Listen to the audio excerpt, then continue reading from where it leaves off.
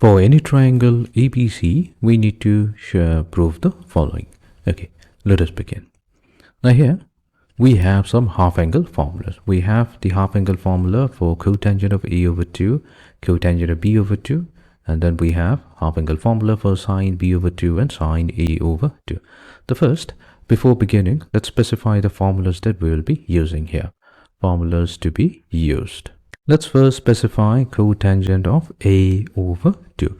Now cotangent of A over 2, the formula is, we'll take the square root, underneath the square root, we'll take S multiplied to S minus the side opposite to angle A divided by the product of S minus B times S minus C. Similarly, we can define the half-angle formula for cotangent of B over 2. This is going to be equals to the square root of S multiplied to S minus the side opposite angle B, which will be B in lowercase, divided by the product of S minus A times S minus C. Fine.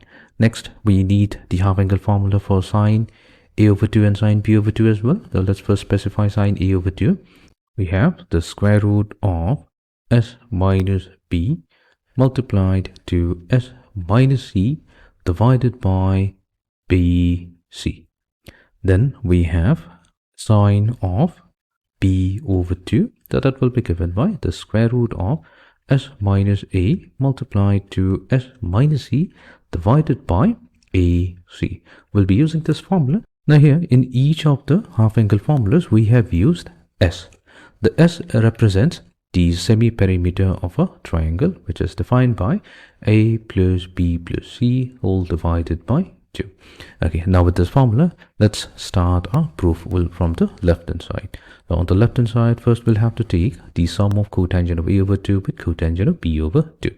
That means we have the square root of S multiplied to S minus A divided by S minus B times S minus C added to cotangent of B over 2. So that's going to be the square root of S multiplied to S minus B whole divided by S minus A times S minus C.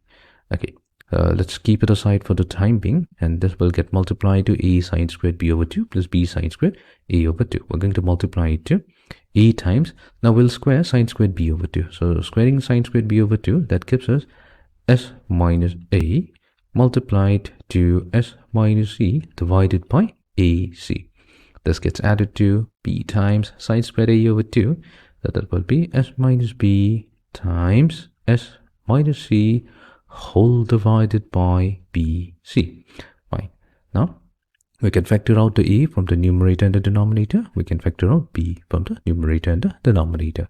Combining the two terms are inside the parentheses, we're going to get a common denominator, which will be the square root of S minus A times S minus B times S minus C.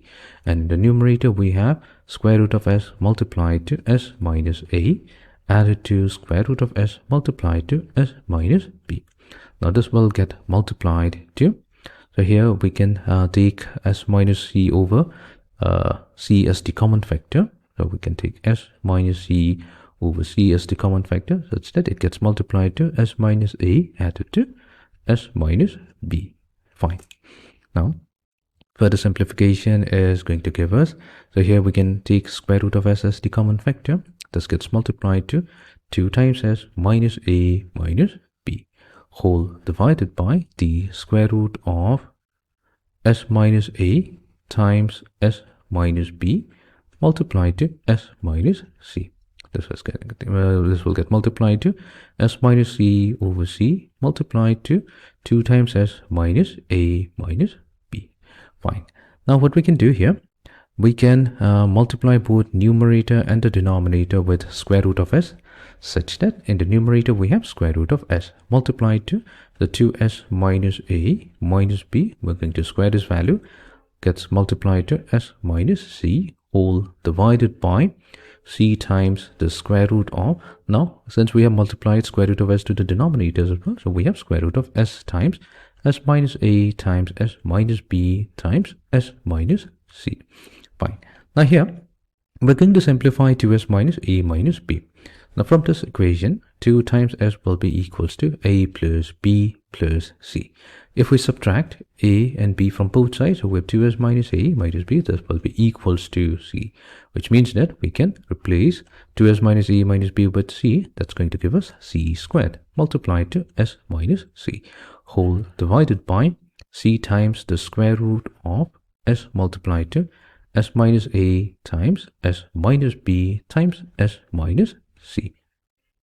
Now we can factor out 1c from the numerator and the denominator.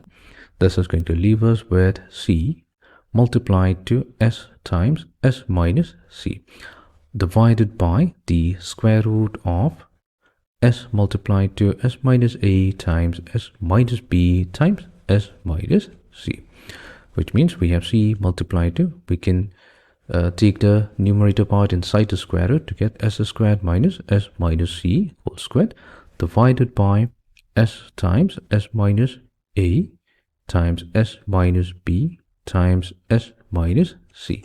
Further simplification is going to give us c multiplied to the square root of, we have s times s minus c divided by s minus a times s minus b.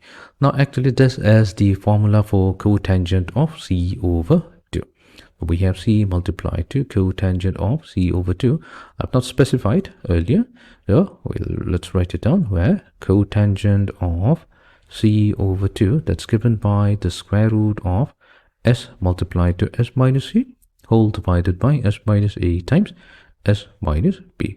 Now what is this expression, c times cotangent of c over 2? That's exactly the expression on the right hand side. So here we have successfully proved our problem. So we have showed that the product equals c times cotangent of c over 2.